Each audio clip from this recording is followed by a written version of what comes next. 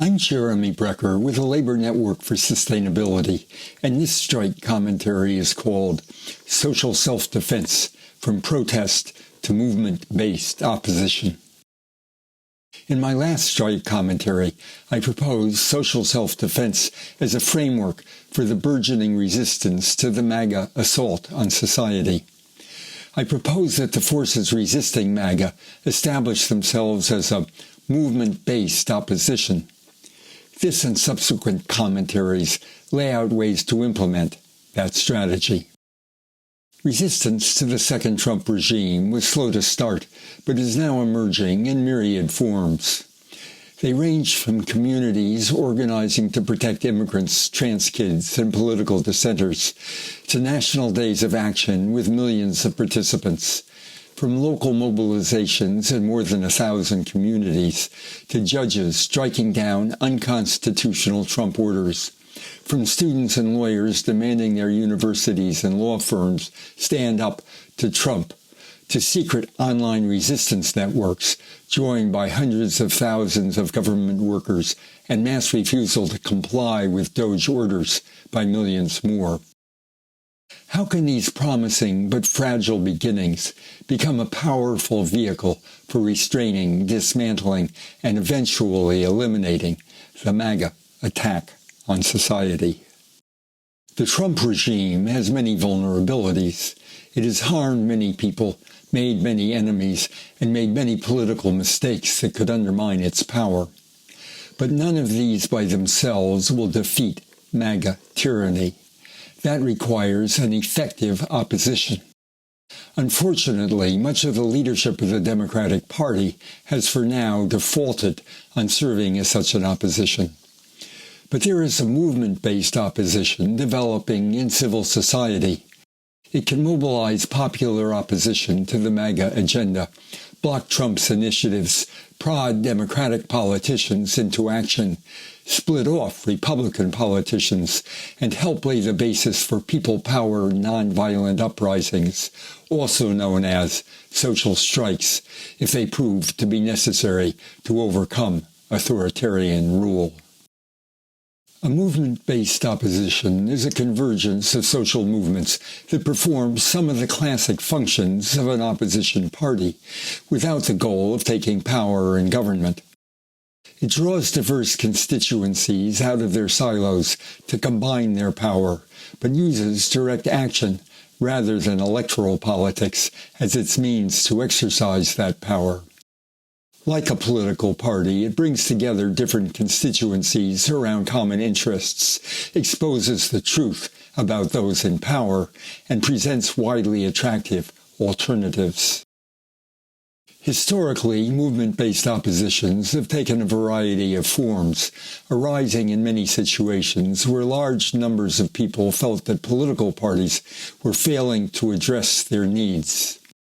In the 1930s, the CIO functioned as a movement-based opposition, successfully opposing attacks on the growing power of workers and promoting a progressive program for labor rights, housing, peace, and social welfare. The civil rights movement similarly served as a movement-based opposition, challenging white supremacy and inequality more broadly in every sphere of American life. The 1968 Poor People's Campaign was creating a national movement-based opposition at the time that it was cut short by the assassination of Martin Luther King Jr. More recently, the North Carolina Forward Together movement, led by Reverend William Barber II, brought together what he called the 14 Justice Tribes in North Carolina to support each other and make a consolidated attack on the state's racism and inequality, and the virtual coup being conducted by its elite. A movement-based opposition, the Democracy Defense Coalition, played a crucial, if little recognized, role in defeating Trump's 2020 attempted coup. There are also many non-U.S. examples of movement-based oppositions to learn from.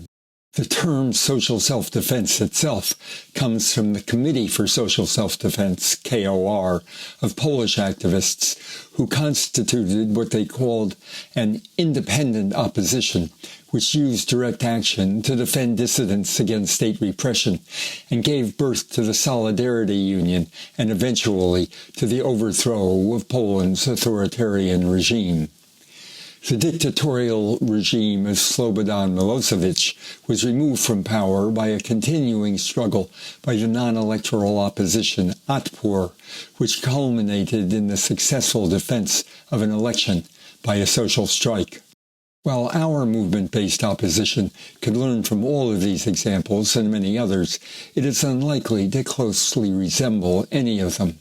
It will need to develop its own form. A movement-based opposition can develop from the convergence of diverse non-electoral initiatives at local, state, and national levels. It does not require a single national organization. It is not something to be created by calling a convention and passing a resolution to start a new organization. But its builders need a vision of sustained cooperation for a continuous, publicly visible, non-electoral opposition. Such an opposition is in fact emerging from the actions and forms of collaboration now underway. Its future depends on building on and further developing what is started. There is no way to know how or how fast the movement-based opposition will develop. Its progress is likely to be uneven, with leaps forward, delays, and periods of retreat, and with some sectors charging ahead while others are falling back. The real state of the movement, its opponents, and those in between will constantly change, and therefore, so must the movement's strategy. The movement-based opposition can contribute to the three main methods by which the power of Trump and his supporters can be defeated. It can render his exercise of power futile by foiling his initiatives. It can contribute to electoral defeats, and it can help lay the groundwork for social strikes that mobilize the entire force of society for social self-defense.